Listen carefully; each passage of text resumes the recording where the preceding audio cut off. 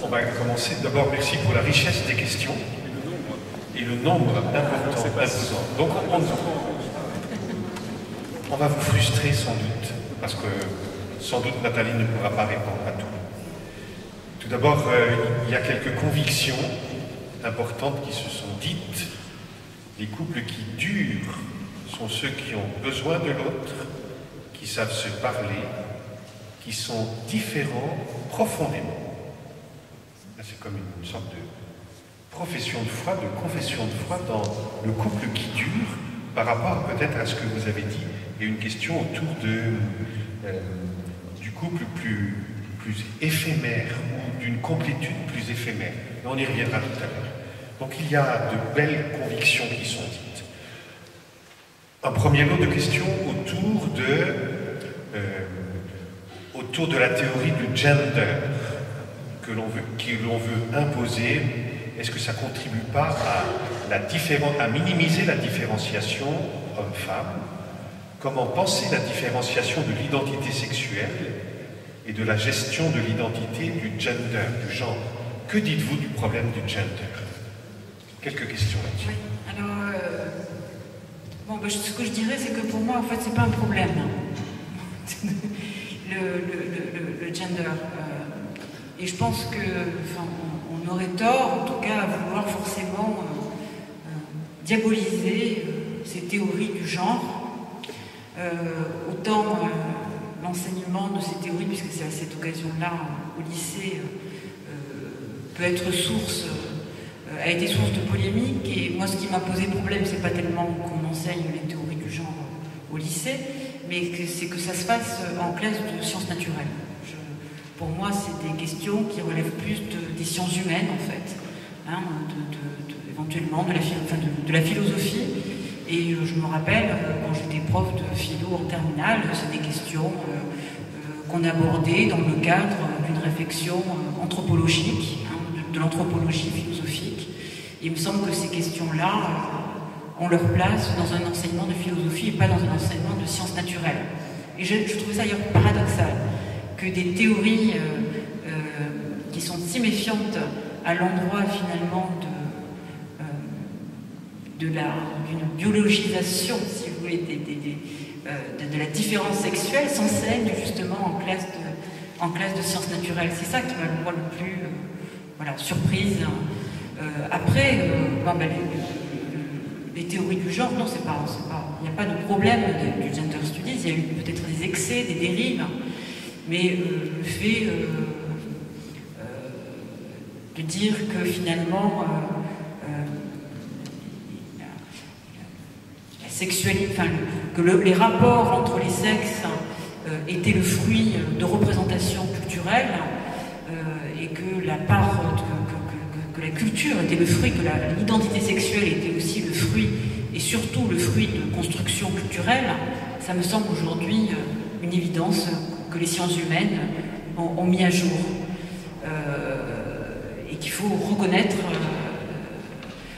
donc à travers effectivement et on le voit bien d'ailleurs, on voit bien à quel point finalement l'identité sexuelle est dépendante des représentations culturelles et comment elle se construit par le biais de ces constructions, de ces représentations culturelles, et que ces représentations évoluant, les identités aussi, hommes-femmes, évoluent, changent, se transforment. Ce qui a été peut-être radical, mais même les théoriciennes des gender studies, comme Judith Butler, sont revenues finalement de ces excès-là, de dire que finalement tout ça n'est que construction culturelle. Comme si ça effaçait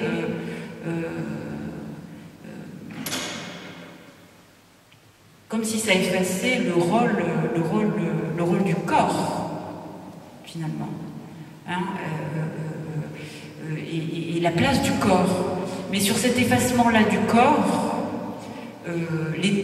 des théoriciennes comme Butler sont revenues elles-mêmes, hein, sur leur théorie, en disant qu'il y avait eu quelque chose un petit peu de radical finalement. Hein. Et je crois que dans tous les cas, ce que ces théories du genre ont ce qu'elles nous ont appris, c'est à regarder d'un point de vue plus critique la tendance à naturaliser les différences entre les sexes, en nous faisant prendre conscience que ces différences entre les sexes étaient le fruit de représentations culturelles. Je crois que c'est ça, enfin, de dynamique dans ces théories, et qu'il nous faut retenir. Bon, je ne sais pas si je réponds imparfaitement, probablement, mais si... Je crois que là où vous dites quelque chose d'intéressant, c'est que tout ce qui a rapport au corps doit passer sans doute par les sciences naturelles, mais doit surtout être réfléchi en philosophie ou en sciences humaines. Et que souvent les professeurs de sciences naturelles ne veulent pas aborder les questions philosophiques ou anthropologiques en disant « je ne suis pas compétent ». Peut-être qu'ils reconnaissent sur le fait qu'ils ne sont pas compétents, enfin, ça, je veux dire, on ne peut pas leur reprocher, mais ce que l'on peut leur reprocher, c'est de leur confier ce type d'enseignement-là. Il me semble que les classes philo jouaient ce rôle-là. Pourquoi confier ça aux sciences naturelles? Enfin, c'est ça qui me paraît surtout aberrant. Sur l'éducation, Vous voulez pas qu'on continue sur l'homosexualité? Allez, il y a plein sur l'homosexualité. Alors, c'est pas tellement... Enfin, alors, en fait, je trouve une question amusante. Et que faire si l'on se sent étranger à cette problématique? Donc, je lis cette question-là. Je ne sais pas ce qu'elle veut dire, mais je la lis à la question, en fait,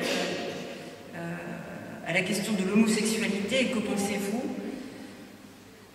Le combat pour l'égalité homme-femme n'a-t-il pas eu comme sous-produit insidieux le combat pour l'égalité des couples hétérosexuels homosexuels, accentuant l'idée d'indifférenciation que vous-même accentuez en refusant le principe de complémentarité?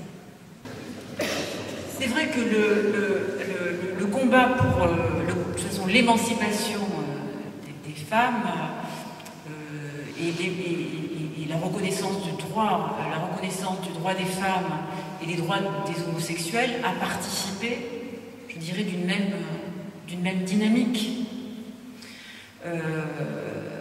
Après, je pense qu'il y a une minorité homosexuelle aussi dont les droits aspirent à être reconnus. Je ne mettrai pas, je suis toujours, quand on confond avec ça avec l'émancipation des femmes, je dis, mais les femmes, c'est quand même pas non plus une minorité, c'est la deuxième moitié de l'humanité.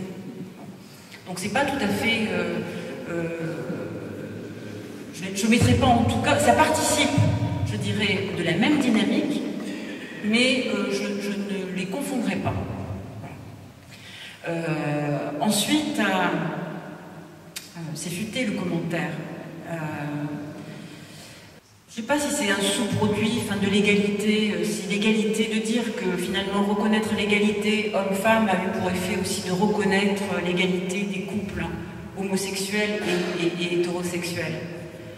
Là, pour le coup, je trouve ça... Là aussi, je trouve ça un petit peu... qu'on ne peut pas mettre les deux choses sur tout... Enfin, je ne les mettrai pas sur le même plan. Ce que je mettrai sur le même plan, c'est la reconnaissance de la dignité des personnes. Hommes, femmes, hétérosexuels, homosexuels. Voilà. Ensuite, mettre sur le même plan le combat pour l'égalité homme-femme et le combat pour l'égalité des couples hétérosexuels et homosexuels, je crois que là, il s'agit de deux choses malgré tout différentes. Peut-être que ça participe. Le fil directeur, en tout cas, le point commun, ce serait la conquête des droits des individus, plutôt. Hommes, femmes, homosexuels, hétérosexuels, bisexuels, transsexuels. Il y a en tout cas dans une société libérale qui accorde une primauté, une priorité aux droits individuels, on on est dans la poursuite de cette évolution-là. Et ça garde une cohérence dans une société, encore une fois, libérale, qui valorise les droits des individus. Je crois qu'on est dans un fil logique de ces évolutions, de cette évolution. Après, je ne sais pas, qu'est-ce que vous entendez par égalité des couples hétérosexuels et homosexuels? Par le mariage, vous voulez dire, j'imagine. Moi, parfois, je me dis qu'au fond, aujourd'hui, c'est surtout les couples homosexuels qui veulent se marier finalement, plus que les couples hétérosexuels. Et que finalement, c'est ça qui est aujourd'hui assez... Mais on comprend finalement ce désir et ce besoin de normalité. Mais il est étonnant, on est loin de la vision de Jean Genet. Hein. Je pense qu'il se retournerait dans sa tombe, Jean Genet, si vous voyez aujourd'hui les homosexuels demander le mariage, rentrer dans l'ordre bourgeois, de la famille, c'est des évolutions étonnantes. Et perdre cette dimension transgressive, finalement, qu'avait l'homosexualité. Mais encore une fois, pour moi, le combat pour l'égalité homme-femme et le combat pour l'égalité couple homosexuel et hétérosexuel, c'est deux choses différentes. Et de dire, là c'est astucieux, de dire est-ce que finalement ça n'accentue pas l'idée d'indifférenciation que vous-même vous accentuez en refusant le principe de complémentarité? Je vois bien la critique qui m'est adressée. Je ne crois pas, je me suis probablement mal fait comprendre en tout cas, si mon discours a été perçu comme une apologie de l'indifférenciation des sexes. Je pense que les rôles entre les sexes sont moins imposés, plus lus qu'auparavant, et que ça c'est une bonne chose, ne sont pas distribués en tout cas d'avance, selon une loi naturelle, ou selon une anthropologie fondée exclusivement sur une loi naturelle. Et ça effectivement je trouve que c'est une bonne chose. Mais je n'ai pas cherché à faire une apologie de l'indifférenciation et mon refus du principe de complémentarité ne va pas non plus dans ce sens-là. Mais peut-être que ça appelle effectivement des précisions. Justement, enfin, je pense que, le fait de dire qu'il y a des différences, il y a des différences entre un homme et une femme, mais que ces différences n'aboutissent pas forcément à une complémentarité homme-femme. C'était un petit peu pour résumer le sens de mon discours. Ceci, j'ai voulu lui donner une portée anthropologique peut-être aussi derrière, selon laquelle l'autre, d'une manière générale, qui soit du même sexe, parce que les homosexuels, le couple homosexuel vous dira aussi, mais j'ai pas le sentiment de vivre avec le même, avec le semblable. Donc le procès qu'on nous fait de négation de la différence et de refus de l'altérité, on vit l'altérité aussi au sein de notre couple. Simplement, ça se joue différemment. Mais je n'aime pas le même, j'aime et je me retrouve avec des conflits avec une autre personne. Et les conflits dans les couples homosexuels sont finalement assez semblables que les conflits que traverse aussi un couple hétérosexuel. C'est simplement la différence. La différence ne passe pas, elle s'incarne entre deux personnes, elle ne passe pas uniquement par la différence anatomique, par la différence biologique. Quand j'ai voulu dire qu'il n'y a pas de... Et ça j'y tiens vraiment, au fait que je crois qu'il n'y a pas de complémentarité, c'est parce que je pense que vraiment cette différence entre les personnes, qu'elles soient de même sexe ou de sexe opposé, elle est insistante. Hein. C'est en ce sens-là que Lacan disait de manière un petit peu provocatrice, il n'y a pas de rapport sexuel. Il n'y a pas de rapport sexuel. Il n'y a pas de rapport sexuel au sens où finalement il n'y a pas de complétude à attendre du rapport sexuel. Où 1 plus 1, ça fait 2, mais ça ne fera pas 1. Ça ne fera pas un être... on n'arrive pas à cette fusion, au rapport. Il n'y a pas de rapport sexuel au sens où il n'y a pas fusion entre les sexes. Et je pense que cette dynamique, que le fait qu'il y ait toujours, encore une fois, du manque, donc que l'autre ne me complète pas, ne soit pas juste cette part manquante, vous savez, qu'il suffirait d'emboîter finalement comme un pulse pour retrouver une forme de symbiose, d'unité originaire, je pense que ça c'est tant mieux. C'est bien, si vous voulez, que cette différence et que ce manque soit maintenu. Je pense que c'est ça qui permet de nourrir et de faire vivre une relation. Donc je ne vois pas du tout comme une fatalité ou comme une défaillance le fait que deux êtres ne soient pas complémentaires. Au contraire, je pense alors ça, en même temps on peut traverser, je crois, dans la vie d'un couple, dans nos attentes, différentes périodes. Hein. Parfois, on attend que l'autre soit davantage le même, le semblable, quoi. Et il y a des couples qui fonctionnent aussi sur un mode plus gémellaire, hein, où l'autre est davantage le double, hein. Mon double masculin, mon double féminin.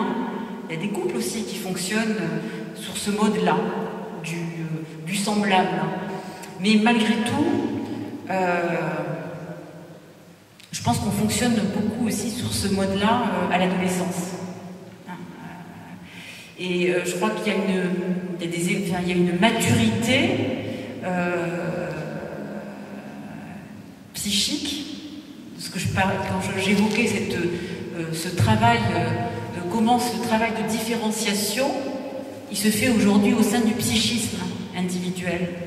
Et plus ce travail de différenciation se fait au sein du psychisme individuel, plus on a soif de rencontrer l'autre. Cet autre qui reste, même si je vis 20, 30 ans, 40 ans avec lui, qui restera finalement toujours une énigme.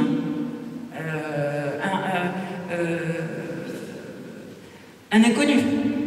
Même cet être le plus intime reste encore un inconnu, quelqu'un que je n'épuiserai pas, dont je ne fais pas le tour, dont je ne peux pas faire le tour. Et au fond, c'est pour cela qu'il continue à me surprendre et que j'ai envie de poursuivre aussi la relation avec lui. Donc voilà, enfin, cette complémentarité, je sais que c'est souvent mal perçu. On a cette image de, finalement, il faut reconnaître la différence, et cette différence entre l'homme et la femme permet la complémentarité, et que c'est ça la clé de la relation. Moi, je ne le crois pas.